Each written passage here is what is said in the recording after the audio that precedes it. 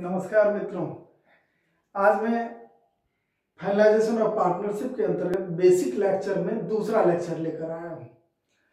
सबसे पहले तो ये देख लें कि पिछले क्लास में हम लोगों ने meaning and definition of partnership, true test of partnership, decision making in the partnership firm, types of partner या types of firm, types of partner, इन 5 विषयों पर चर्चा किया था।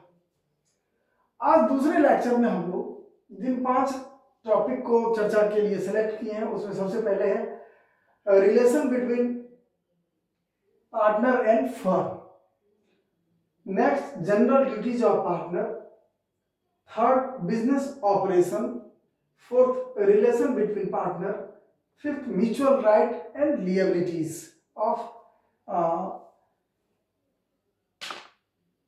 पार्टनर। इन 5 विषयों पर चर्चा करेंगे। तो सबसे पहली चर्चा का विषय है हम लोगों का कि relation between firm and partner. Partnership act 1932 यह स्पष्ट करता है कि पार्टनर और फर्म जो एक ऑर्गेनाइजेशन है, इसके बीच प्रिंसिपल और एजेंट का रिलेशन होगा। आई मीन फर्म प्रिंसिपल है और पार्टनर्स उसके एजेंट हैं। इस तरह का संबंध होता है इस दोनों के बीच। कॉन्ट्रैक्चुअल एसेसिबिलिटी की बात करें हम लोग तो ऐसे में सभी फर्म के प्रति सभी पार्टनर्स के वो ही दायित्व और अधिकार होते हैं जो एक एजेंट का अपने प्रिंसिपल के प्रति होता है। और इतना ही नहीं, फर्म भी अपने पार्टनर्स के प्रति उन्हीं दायित्वों और अधिकारों को बियर करता है जो एक प्रिंसिपल के द्वारा अपने एजेंट के साथ किया जाता है। ये प्रिंसिपल और एजेंट के बीच का रिलेशन क्या है, तो कई सारी बातें हैं इसमें जो कॉन्ट्रैक्ट एक्ट के अंतर्गत हम लोग पढ़ते हैं, लेकिन मोटे तौर पर तो यहां समझ ही सकते हैं कि पार्टनर्स के कार्यों के प्रति फर्म को उत्तरदायी होना होगा। अब किस कार्यों के प्रति होना होगा ये विस्तार से आगे चर्चा करेंगे। पार्टनर अपने फर्म के हित में काम करने के लिए उत्तरदायी होगा। फर्म के लाभार्जन क्षमता को बढ़ाने में उसे सतत अपना कंट्रीब्यूशन करना होगा, एक्सेट्रा एक्सेट्रा।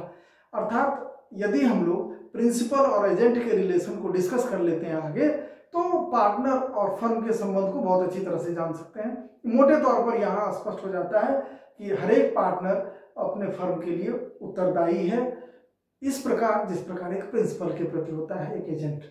अब हम लोग बात करते हैं रिलेशन ऑफ बिटवीन पार्टनर्स। साझेदारों के बीच आपस में क्या संबंध होता है, तो एक कॉन्ट्रैक्चुअल रिलेशन से सभी पार्टनर्स बंधे होते हैं आपस में। एक वैधानिक दायित्व हुआ, कॉन्ट्रैक्ट एक वैधानिक दायित्व सृजित करता है, तो सभी पार्टनर्स आपस में एक वैधानिक दायित्व से बंधे हुए हैं।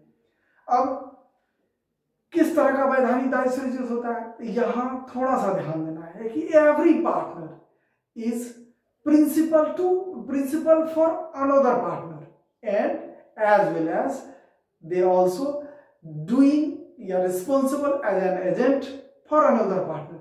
यानी सभी साझेदार दूसरे साझेदार के लिए प्रिंसिपल भी है और एजेंट भी है, क्योंकि ये तो एक ऐसे ऑर्गेनाइजेशंस में बंधे हैं जिसकी प्रोडक्टिविटी, जिसकी प्रॉफिटेबिलिटी ज्वाइंट एफर्ट पर निर्भर करती है।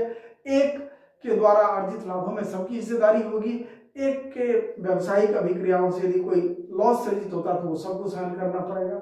अतः सभी साझेदार आपस में प्रिंसिपल और एजेंट दोनों के अधिकार और कर्तव्य रखते हैं एक दूसरे के प्रति। तो ये तो हुआ साझेदारों का आपसी संबंध और साझेदार का फर्म के साथ संबंध।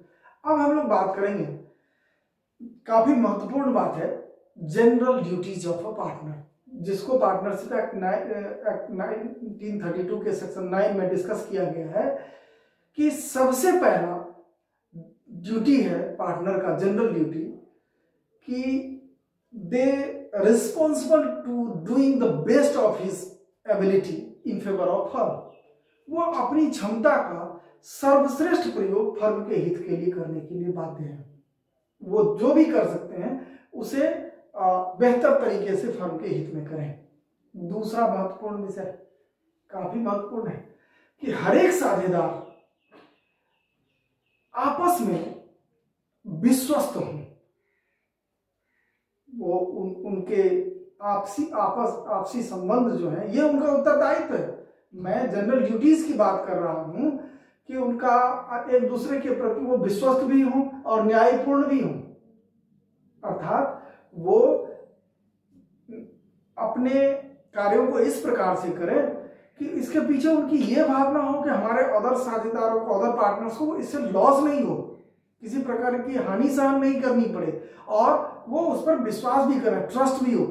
ये केवल चर्चा का विषय नहीं है, ये जनरल ड्यूटीज ऑफ पार्टनर है जिसको डिस्कस सेक्शन 9 में किया गया।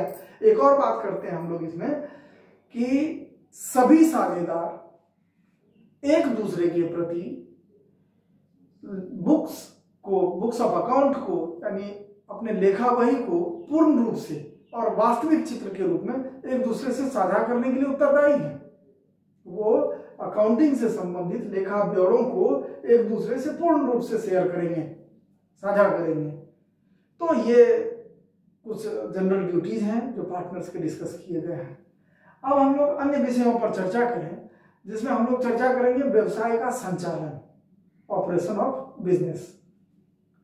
ध्यान दें इसमें कि व्यवसाय के संचालन के संबंध में पार्टनर्स के क्या अधिकार कर्तव्य हैं। तो सभी साझेदार व्यवसाय के संचालन में भाग लेने के लिए अधिकृत है, ऑथराइज्ड है, उन्हें यह अधिकार है कि वो अपने व्यवसाय के संचालन में भाग लें और बेहतर करें। अब हम लोग उससे आगे देखें कि साझेदारी दायित्व से संबंधित, फर्म से संबंधित अपने सभी प्रकार के दायित्वों का पूरी निष्ठा से निर्वहन करने के लिए भी वो वैधानिक रूप से उत्तरदायी है। वो व्यवसाय के संचालन से संबंधित जो उन्हें दायित्व सौंपा गया है उसका पूरी निष्ठा से निर्वहन करने के लिए उत्तरदायी हैं।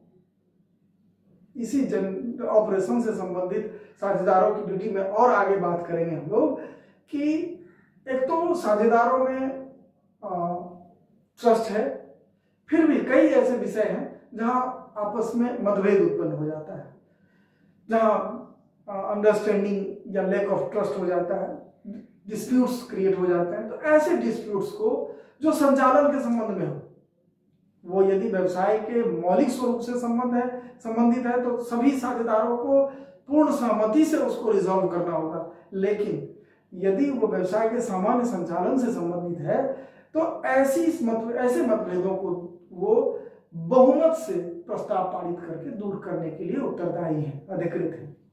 नेक्स्ट हम लोग चर्चा करेंगे कि सभी साझेदार, जितने भी पार्टनर्स हैं, अमंग ऑल द पार्टनर्स को अपने फर्म के बुक्स ऑफ अकाउंट्स को एसेस करने का, उसकी कॉपी प्राप्त करने का अधिकार है।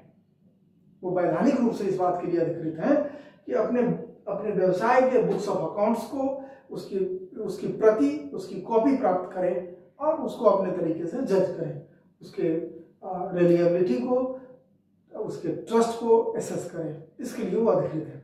अब हम बात करेंगे लास्ट टॉपिक आज के का, और लास्ट बट नॉट लिस्ट काफी महत्वपूर्ण विषय है जो हमारे अकाउंटिंग से सीधे तौर पर जुड़ा हुआ है। ये आम लोगों के लिए भी काफी महत्वपूर्ण है समझना कि म्यूचुअल राइट एंड लिएबिलिटीज क्या है, जिसकी चर्चा पार्टनरशिप एक्ट 1932 के सेक्शन 13 में किया गया, सेक्शन 13 में किया गया है कि साझेदार के म्यूचुअल राइट्स एंड लिएबिलिटीज क्या है, जिसमें हम 5 बातों की चर्चा करेंगे।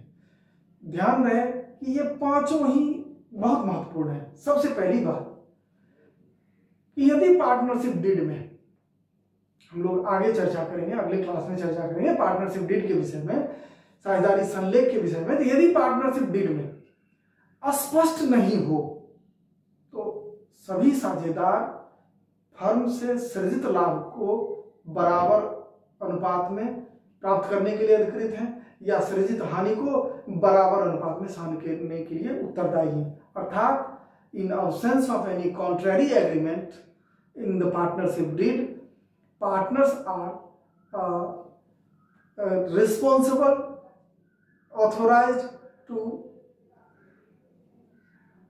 equate to distribute the profit or loss in equal proportion, अर्थात PSR बराबर होगा, प्रॉफिट शेयरिंग रेशियो साझेदारों के बीच का वो बराबर होगा।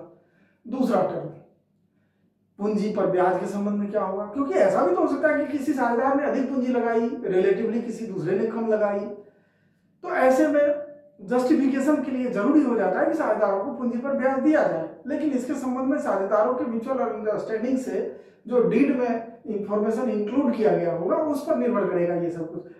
यदि कोई डीड में व्याख्या नहीं है साझेदारों के पूंजी पर ब्याज की, तो कोई भी साझेदार पूंजी पर ब्याज प्राप्त करने के लिए अधिकृत नहीं है। ठीक इसी तरह तीसरी बात कि इंटरेस्ट ऑन ड्रॉइंग्स, यदि पार्टनरशिप फर्म में यह प्रावधान है कि साझेदार आवश्यकता अनुसार ड्राइंग्स भी कर सकते हैं, तो क्या उस पर इंटरेस्ट चार्ज किया जाएगा, क्योंकि हो सकता है कि अमाउंट ऑफ ड्राइंग्स डिफरेंट हो। तो ऐसे में इसका जवाब होगा कि नहीं। यदि पार्टनरशिप डीड में स्पष्ट उल्लेख नहीं है कि इंटरेस्ट ऑन ड्राइंग्स चार्ज किया जाएगा पार्टनर्स पर, तो नहीं चार्ज किया जाएगा। पार्टनर्स जब तक डीड स्पष्ट नहीं कर दे कि हाँ पार्टनर से इंटरेस्ट ऑन ड्राइंग्स के रूप में इतने रकम वसूल किए जाएंगे फर्म के हित के लिए, तभी वसूल किया जा सकता है। अदरवाइज डीड में चर्चा नहीं हो तो इंटरेस्ट ऑन ड्राइंग्स चार्ज नहीं किए जाएंगे पार्टनर्स से। चौथी बात कि यदि किसी पार्टनर ने अपने ही फर्म को लोन दिया है, ऐसा भी तो हो सकता है फर्म को लोन की आवश्यकता है और कोई साझेदार सक्षम है कि वो अपने फर्म को लोन दे सके और उसने ऐसा किया, लोन दिया, तो वो फर्म को लोन दिया, ऐसी दशा में क्या उसे कुछ अतिरिक्त प्राप्त करने की हैसियत रखता है वो? तो डीड में यदि कोई चर्चा नहीं है तो भी 6% पर एनम के दर से वो इंटरेस्ट प्राप्त करने के लिए अधिकृत है। और पांचवी बात कि हम लोग जनरल राइट में चर्चा करेंगे कि पार्टनर्स ऑथोराइज हैं यदि वो एक्स्ट्रा एक्टिविटी कर रहा है, वो एक्स्ट्रा कंट्रीब्यूट कर रहा है अपने फर्म के लिए, तो रेम्युनरेशन ले। बट यहाँ हम लोग म्यूचुअल राइट्स एंड लिएबिलिटीज के अंतर्गत डिस्कस करते हैं कि यदि डीड में मेंशन नहीं है कि पार्टनर्स किसी पर्टिकुलर पार्टनर को या पार्टनर्स को क्या रेम्युनरेशन दिया जाएगा, तो they are not eligible to getting any remuneration, वो किसी भी प्रकार का पारिश्रमिक पाने के लिए अधिकृत नहीं होगा। तो इसी बात के साथ आज का लेक्चर हम खत्म करते हैं। अगले लेक्चर में बाकी बातों के साथ। धन्यवाद।